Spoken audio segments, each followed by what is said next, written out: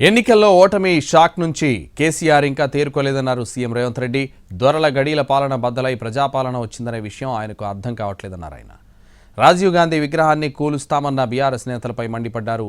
Time చెప్పండి, ఎవరొస్తారో నేను చూస్తా అంటూ వార్నింగ్ ఇచ్చారు రేవంత్.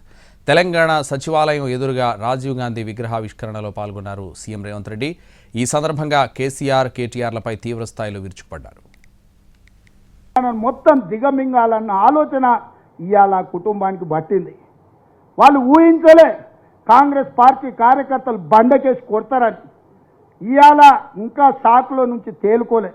రెగ్యులర్గా ఆయనకు షాక్ ట్రీట్మెంట్స్ జరుగుతున్నాయి ఫామ్ హౌస్లు. ఎందుకంటే అతనికి వాస్తవం అర్థం కావట్లేదు. అధికారం పోయింది, ప్రజాపాలన వచ్చింది, గడీలు బద్దలైపోయినాయి, ఇవాళ వాళ్ళ బతుకులు దివాలా తీసినాయి అన్న సంగతి ఆయనకు అర్థం కావడానికి కొంత సమయం పడుతుంది. ఈ లోపల కొంతమంది చిల్లర మల్లర గాళ్లను మన మీదకి మాట్లాడిస్తున్నారు.